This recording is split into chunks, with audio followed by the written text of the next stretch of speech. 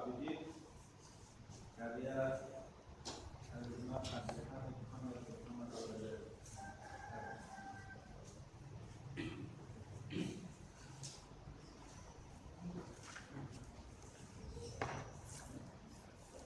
Kita sudah menyelesaikan tentang hati ya.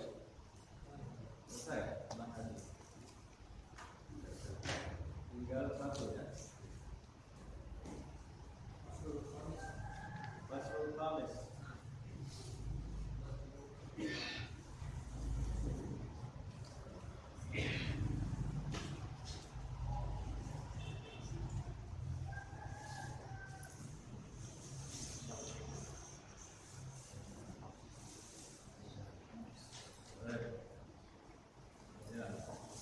Jadi pembahasannya sejak awal kan, bagaimana cara bertakwa kepada Allah Subhanahu wa taala. Cara bertakwa kepada Allah Subhanahu wa taala pertama harus menjaga mata. Itu pasal pertamanya. Yang kedua menjaga telinga. Nah, itu pasal 2 ya. Yang ketiga menjaga lisan. Menjaga mulut. Kemudian yang keempat al-faslur rabi' al-qalbu, menjaga hati. Menjaga hati sudah kita pelajari, sudah kita selesaikan. Yang kelima adalah al-faslul khamis. Ini kalau kita jaga kelima hal ini di dalam diri kita, maka kita akan menyandang predikat takwa di sisi Allah Subhanahu wa taala. Dan siapa yang menyandang predikat takwa itu, maka dialah orang-orang yang bisa menundukkan kejahatan atau keburukan nafsunya yang ada di dalam dirinya sendiri.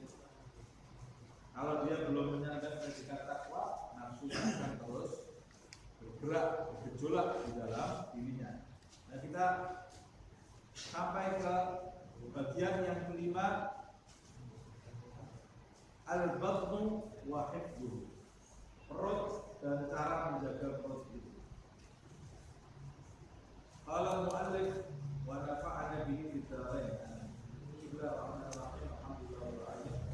Wa sallallahu ala nabiyyina Muhammad wa ala alihi Muhammad.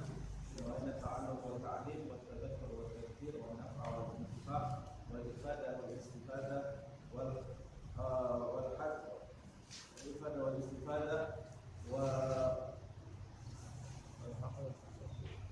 wa du'a ala al-huda wa dalala ala al-khair ibtigha'a wajhillah wa mardati wa qurbi wa thawabi subhanahu wa ta'ala. Wal haq ala tamassuk bi kitabillah wa sunnati rasul. Baik, kita lanjutkan. Tsumma 'alaika waffaqaka Allah bi hifdzil batni wa islahihi. Lalu setelah membahas yang di atas yang saya sebut tadi, lisan, telinga, kemudian hati, kita lanjut kepada bagian yang terakhir. Semoga Allah memberikan taufik kepada Imam Ghazali. Amin. Wajib bagimu untuk menjaga perut dan memperbaiki perutmu, karena perut itu salah satu anggota badan kita yang jika tidak kita jaga maka akan bermadarat untuk agama kita, untuk batiniah kita. Fa'innahu, sesungguhnya proses menjaga perut dan memperbaikinya itu, dan perut itu sendiri asyadul a'dha'i islahan 'alal mujtahidi. Perut itu anggota badan yang paling susah untuk memperbaikinya bagi seseorang yang bersungguh-sungguh mau menyucikan dirinya mendekat kepada Allah Subhanahu wa taala. Asyad itu yang paling berat. Perut ini yang paling berat memperbaikinya. Wa aktsaruha mu'natan wa syughlan. Dan anggota badan yang jika kita mau memperbaikinya paling banyak usaha yang harus kita lakukan. memperbaiki perut kita ini, usaha yang harus kita lakukan ini yang paling banyak, lebih banyak dari anggota yang lain. Kerja kita harus lebih keras kalau mau memperbaiki perut kita dari keburukan-keburukan. Wa a'dhamuha dararan wa atharan, dan keburukan perut itu yang paling besar bahayanya dan dampaknya bagi agama dan rohani kita. Keburukan perut. Kenapa bisa demikian? Kenapa dampaknya bisa yang paling besar? Kenapa bisa bahayanya yang paling besar? Li'annahu al-manba' wal ma'din, karena perut itu adalah sumber dan pusat. Sebab kalau tidak ada perut, tidak ada yang olah makanan ini. Dari perut itu kemudian disebarkan ke seluruh anggota tubuh kita. Makanan ini masuk ke perut kita, dari perut kita disebarkan ke seluruh tubuh kita. Nah, makanya perut ini kata Imam Ghazali sumber dan pusat.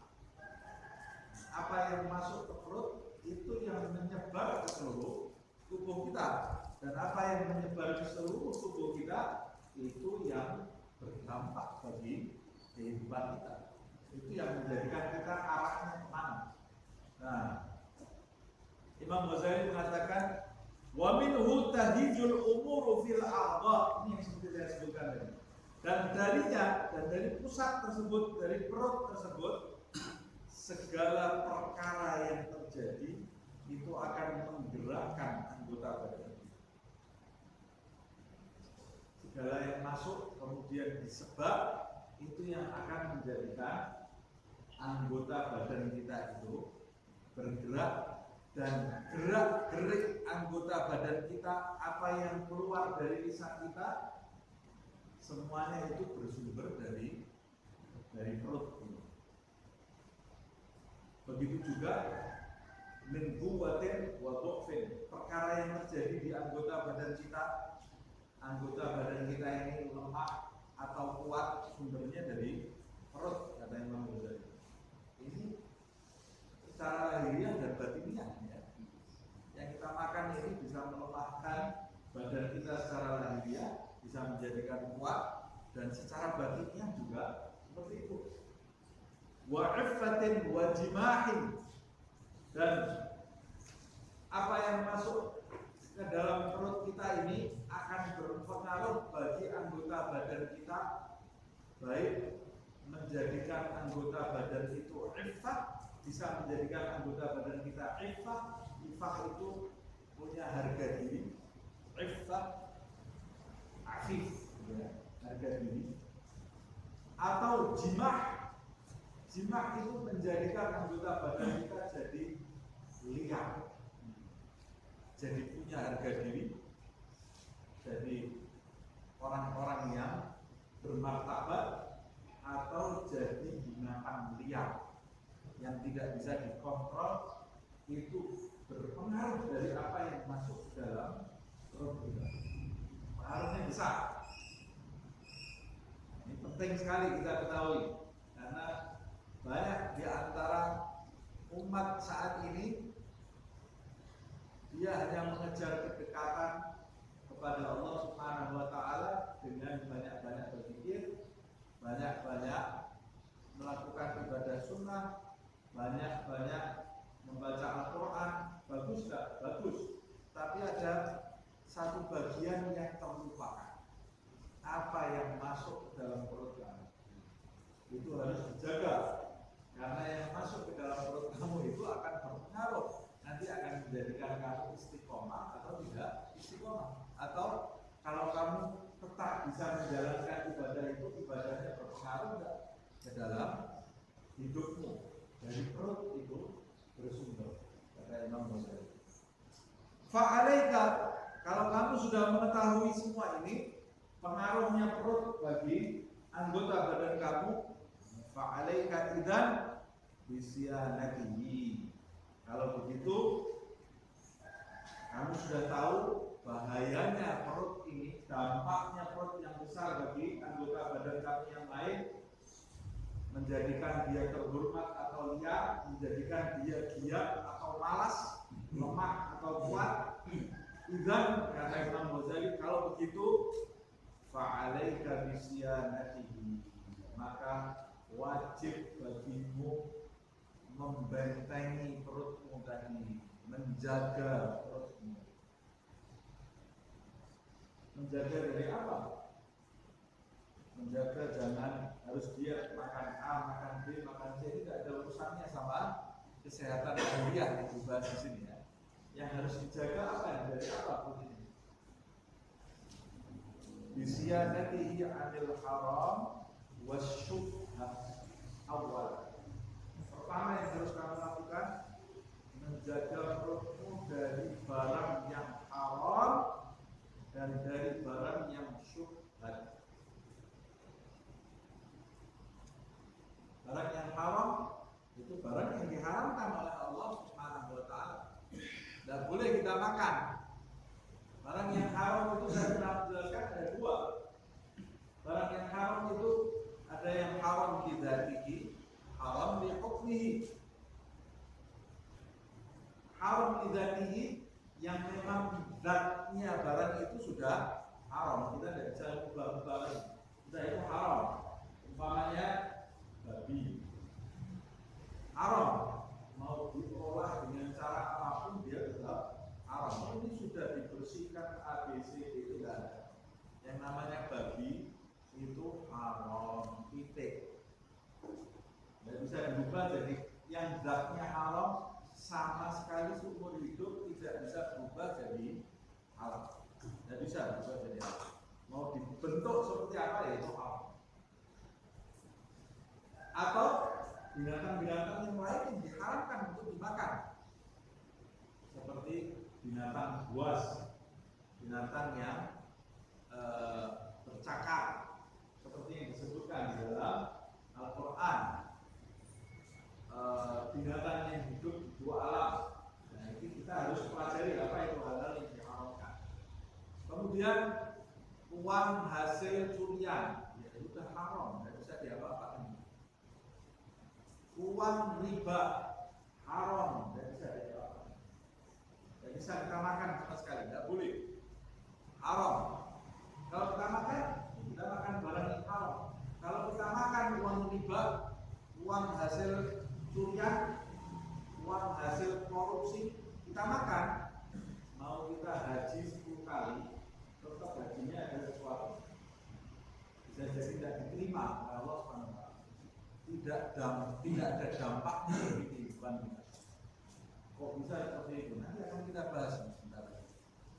Nah, bahaya ini barang haram.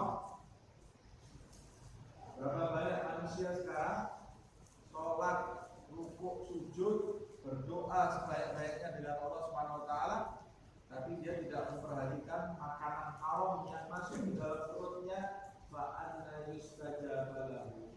Kata Rasulullah, dari mana doanya mau diterima? Kok bisa dia ini? Dan mungkin doanya diterima kata Nabi. Kata saya, fa anna yustajaba lahu. Dari mana doanya bisa diterima? Mat'amuhu haram, malbasuhu haram. Kata Rasulullah, makanannya haram, pakaiannya haram. Fa'anna yustajaba lahu. Bagaimana mungkin diterima doanya? Berarti makanan, pakaian itu sangat berpengaruh. Sangat berpengaruh. Dari mana kamu dapat? Itu tadi yang lidatihi. Ada yang lihukmihi haram, lihukmihi hukumnya haram, padahal zatnya halal. Contohnya kambing halal atau haram? Ini halal. Ayo kita makan kambing, ya ayo kita makan. Kalau kambing dibolehkan di dalam Al-Quran. Dari mana ini kambing asalnya? Maling tempatnya tetangga. Haram.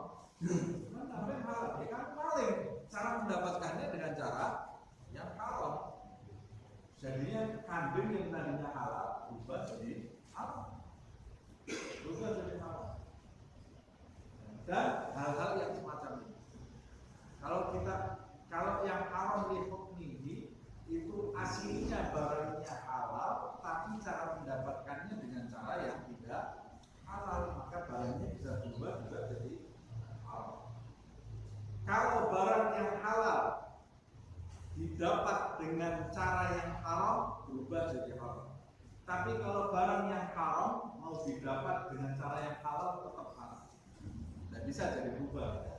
Jadi ini babi saya ini sendiri saya cari sendiri, tidak saya dapatkan dari mencuri atau saya dapat sendiri, saya itu tetap haram, dia sudah haram dari awal. Dan bisa yang haram tidak bisa berubah jadi halal, yang halal bisa berubah jadi haram. Bisa berubah jadi haram kalau kita cara mendapatkannya salah. Nah, makanya jual beli itu juga harus kita pelajari supaya kita tidak terjebak dengan cara yang batil dalam mendapatkan penghasilan. Karena cara yang batil dalam mendapatkan penghasilan itu bisa menjadikan penghasilan kita yang harusnya halal jadi haram.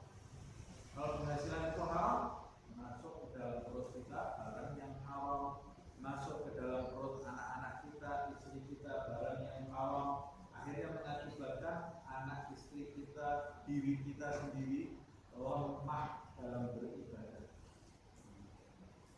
Diajak sholat malas, diajak ngaji malas, diajak TikTok, diajak nonton hal-hal yang tidak ada manfaatnya,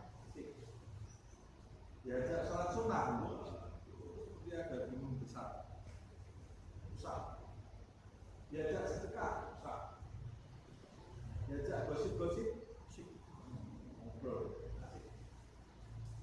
Kenapa? Coba kamu cek, kamu dapat nafkah asalnya dari mana?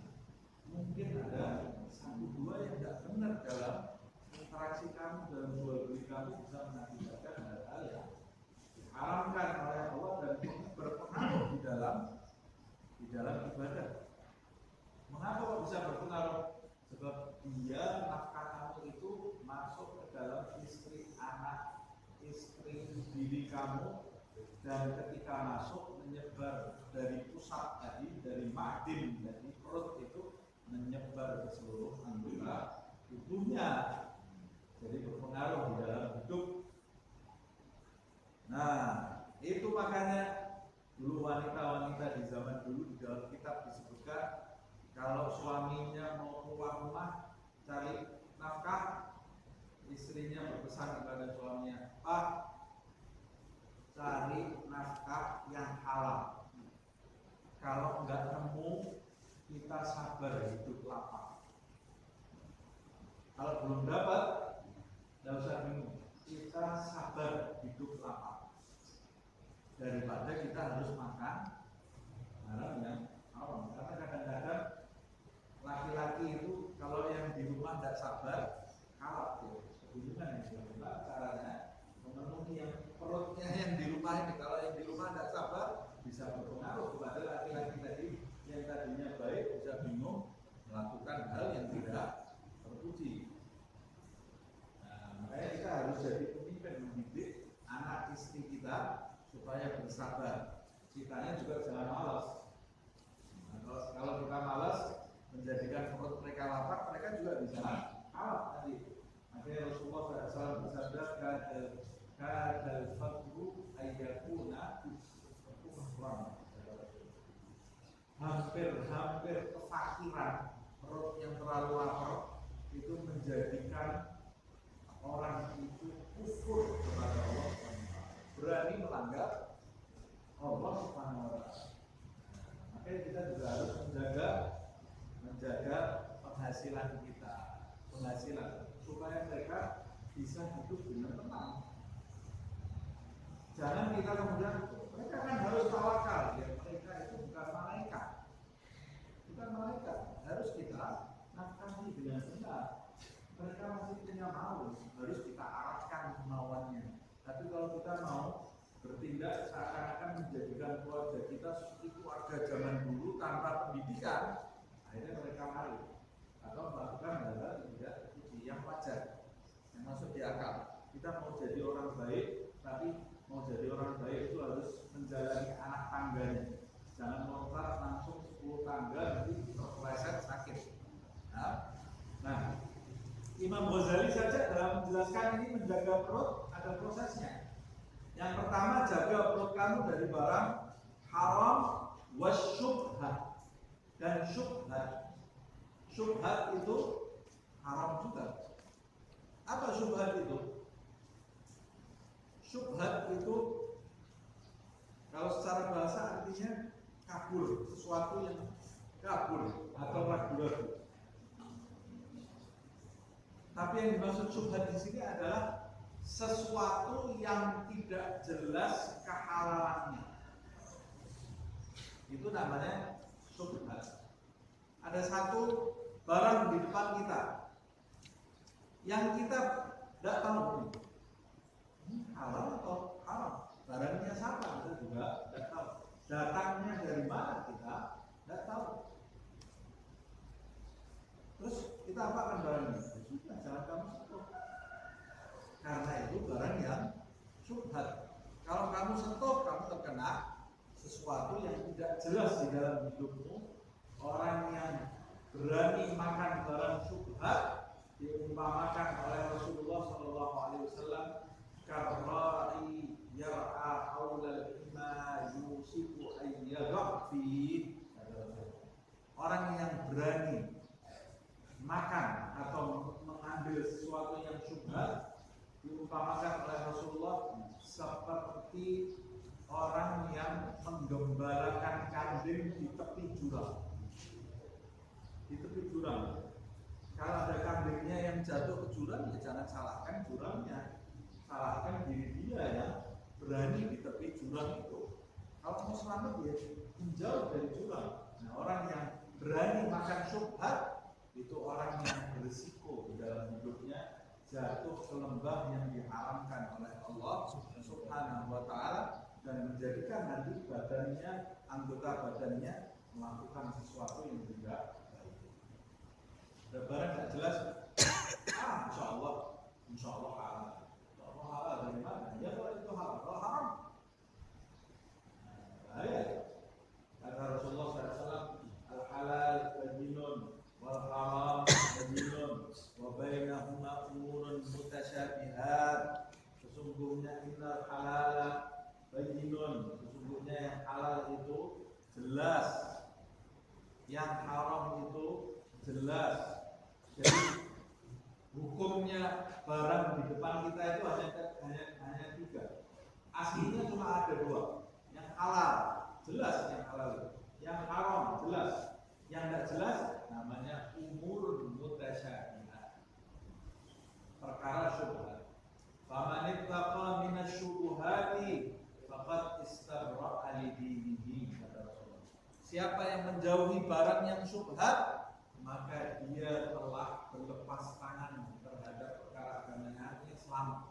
Dia menyelamatkan agamanya dari hal-hal yang bisa menjatuhkan dirinya di hadapan Allah Subhanahu wa Ta'ala. Yang pertama, awalan siyanatihi 'anil haram wasyubhat. Summa, kalau kamu sudah bisa menjaga perutmu dari barang haram dan syubhat, summa kemudian meningkat an fudulil halal thaniyan.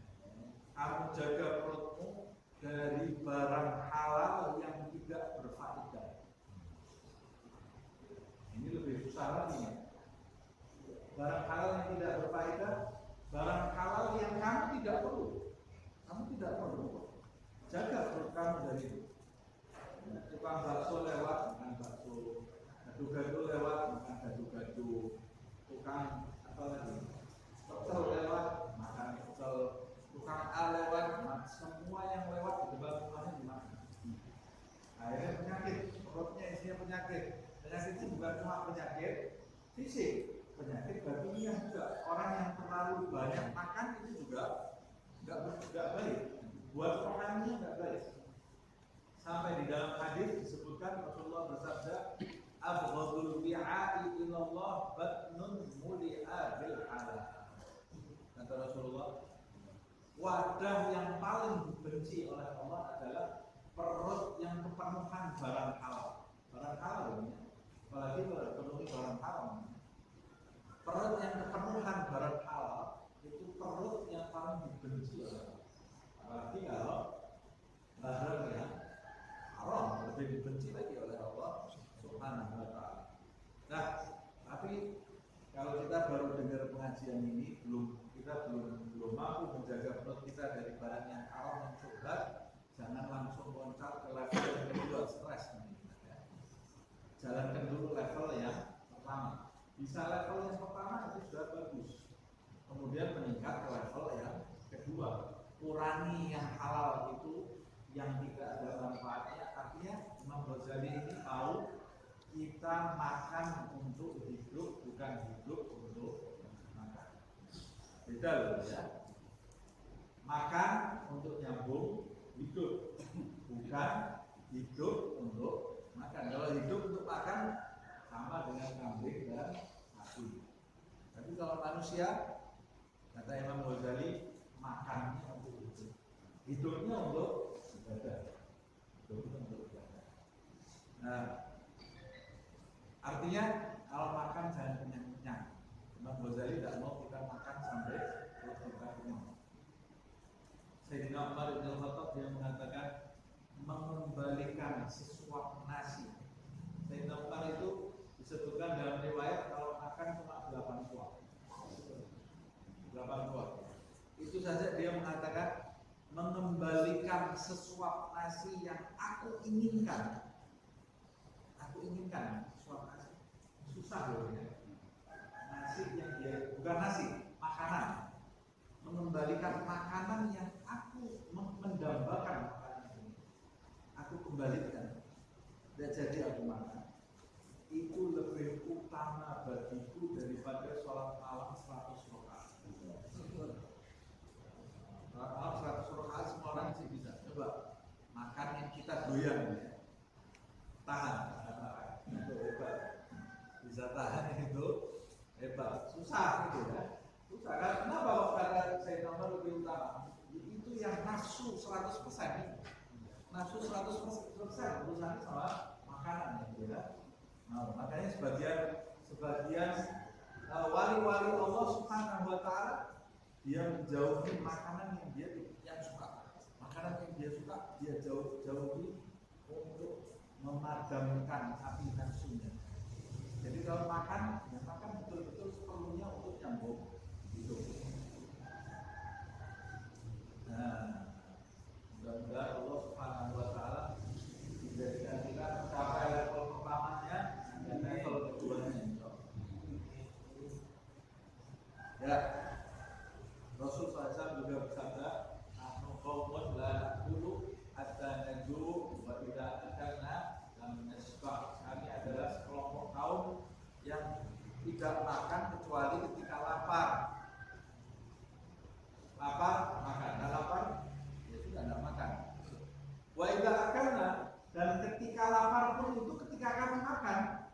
Waktu kami makan lam nasba. Kami makannya tidak pernah sampai kenyang. Sebelum kenyang kami sudah berhenti. Itu pola hidupnya Nabi seperti ini. Orang yang mau menjalankan pola hidup seperti ini dia pasti akan sehat. Sehat, kita tidak bicara sehat secara rohaninya, secara jasmaninya, secara rohaninya. Sebab secara jasmani orang Islam ini harusnya sehat-sehat. Makanya Nabi sebelum mengucapkan hadis itu, "Nahnu qaumun la na'kulu hatta najuu," itu kan asbabun nurutnya ketika Raja Mesir mau menghadiahkan kepada Nabi beberapa hadiah. Di antara hadiahnya adalah seorang tabib. Seorang tabib. Dia dari tabib. Jadi kalau sakit kata Rasulullah ini tidak pernah nolak hadiah. Semua hadiahnya saya terima kecuali tabib ini. Kita tidak perlu tabib. Ada Nabi Muhammad saja. Kenapa tidak perlu tabib? Aku kau bila aku kata najuu wa idza akalna lam nasba. Kita adalah sekelompok kaum yang tidak makan kecuali kalau lapar. Dan kalau lapar pun kita makannya tidak kenyang. Ini syarat dari Nabi. Perut ini sumber penyakit jasmani ataupun rohani. Semua orang yang sakit jasmaninya sekarang dari apa? Dari makan. Dari makanan cuma dari sana diri, dari makan sesuatu yang bermadharat untuk dirinya. Ya sakit ya. Nah, sakit. Nah, tapi kita mau belajar ini bukan untuk diet. Ada orang belajar, orang ada yang sanggup. Saya nggak mau makan ini, nggak mau makan. Kenapa? Takut kolesterol, takut nanti ginjal, takut jantung. Bagus nggak? Bagus kan? Menjaga organ tubuh itu sudah dianjurkan di dalam Islam. Tapi rendah sekali kamu diet untuk masalah jasmani. Ada seharusnya yang lebih kamu takutkan daripada sakit jantung, daripada kolesterol, daripada tekanan darah, daripada A, daripada B. Ada seharusnya yang lebih kamu takutkan apa? Penyakit rohani. Penyakit rohani itu lebih berat. Nah, kita kalau melakukan ini kita dapat dua keuntungan, sehat jasmani kita, sehat rohani kita. Fa'amal haram wa syubhat, sedangkan yang haram dan yang syubhat itu fa'innama yalzimuka al-bahthu anhuma li thalathati umur. Kamu diharuskan bagi kamu untuk meneliti hal-hal yang berkaitan dengan haram dan syubhat itu supaya kamu bisa menjaganya. Alasannya kamu harus meneliti itu, alasannya ada 3 hal. Apa 3 hal itu? Lanjut ke pertemuan yang akan datang, karena sudah setengah 9 ya. Nanti kita lanjutkan di pertemuan akan datang. Apa itu alasannya kita kok harus menjaga diri dari barang yang haram dan yang syubhat? Alasan pertamanya ada ini ya Pak? Ya ada supaya ini ya Pak, iming-iming ya. Alasan pertamanya hadaran min nari jahannam, menjaga diri dari api neraka jahannam. Hubungannya apa? Makan sama api jahannam ini apa hubungannya? Nah, nanti akan kita bahas di pertemuan yang akan datang. Jadi gara-gara makan itu orang bisa masuk neraka jahannam. Bukan gara-gara zina, bukan gara-gara membunuh orang, bukan gara-gara mencuri, gara-gara makan orang bisa masuk neraka jahannam karena dia tidak memperhatikan apa yang masuk ke dalam perutnya. Wallahu a'lam bishawab. Semoga kita bertemu lagi di pertemuan yang akan datang dalam keadaan sehat, lahir dan batin.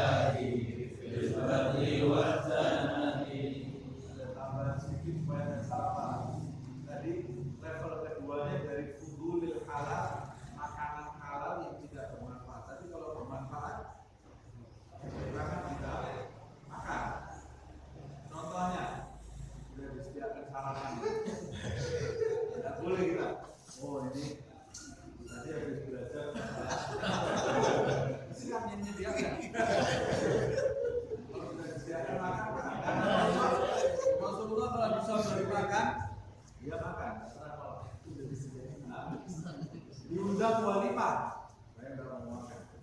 Sudah mulai makan, ada berkahnya di situ. Ada berkah di situ.